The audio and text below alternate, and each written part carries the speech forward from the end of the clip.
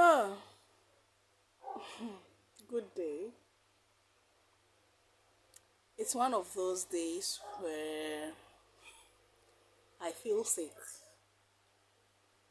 and tired. I've been up to do a few things and I've come back to lie in bed. Ah, I have an engagement today. I have a speaking engagement to speak to some parents.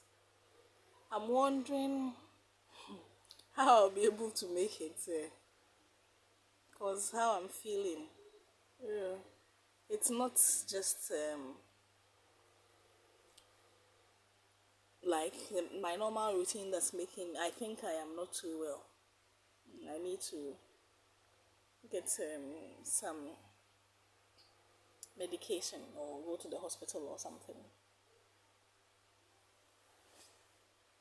But I want to tell you a story.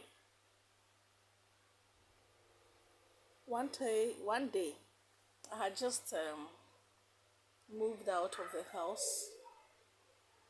I was going out. I think I was going to speak about my first book, The Unexpected. So the books were packed on my car seat. And then when I moved out of the house and negotiated a bend, a woman stood there looking for a lift. So I picked her up. So when she was coming to sit in the car, um, I had to readjust how I arranged the books because I had arranged the books on the front seat. And so the conversation that started was, oh, I've written these books, which captures a part of my journey with my daughter who has cerebral palsy, and I was going to like I shared my story. Then this woman, quite older than me, said, "Oh, you are on the right path." Then she shared a story which still makes me think anytime I remember it. Her son, and it's her son without it, a regular son who was very intelligent and brilliant and everything. She invested so much into this boy because she saw a very bright future. The son went to one of the best secondary schools in Ghana, in Cape Coast. I don't want to mention the school. And came back home as a drug addict. According to the woman, he said she doesn't know where she hadn't gone and which police station she hasn't gone because of her son.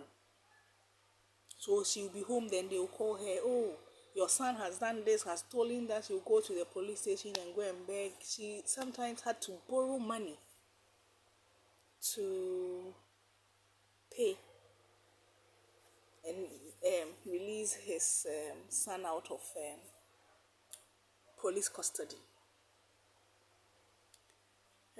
Eventually, with prayers and rehabilitation and a lot of work, the son had wasted a lot of years. I mean, because of the drugs, the son couldn't even continue schooling after secondary school.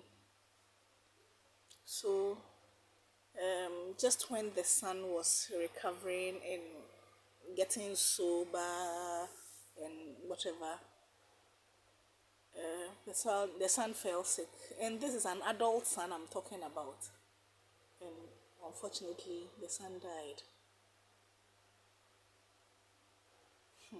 That was a sad story for me. At that moment when she told me, it didn't mean much. But then every now and then when I go on media interviews and stuff like that, and they are asking you questions. Some of the questions that people ask is, oh, so what future do you see for your child? Most of the time, my answer has been simple: the future belongs to God. The future belongs to God. We do not know the future. Oh. If we knew the future, we wouldn't live the way we do. And this woman's story always comes to mind anytime I talk about the future. This was a child she had full of hope and promise.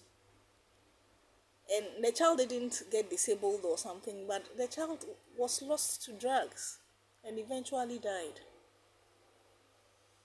So when I'm praying for my children, I don't pray that, oh, my child will go to the best school and become the best whatever. No, that's not the prayers I pray for my children. I pray that the purpose of God for their lives on earth be fulfilled.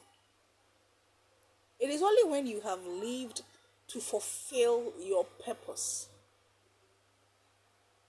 that is when you are really fulfilled in life. The future belongs to God. So look, treat people well, eh? Treat people with respect, no matter how you find them or the situation you find them in. I talk about disability a lot. And it's because I had a daughter with cerebral palsy, and she opened my life and my eyes to a world that I never thought of. I don't know her future. Her future belongs to God. But there's one thing I pray for: that this girl will live to fulfill the purpose for which God created her. Future is in the hands of God. The future belongs to God. Don't despise anybody because we do not know the future. The future truly belongs to God. Do have a lovely day. Bye.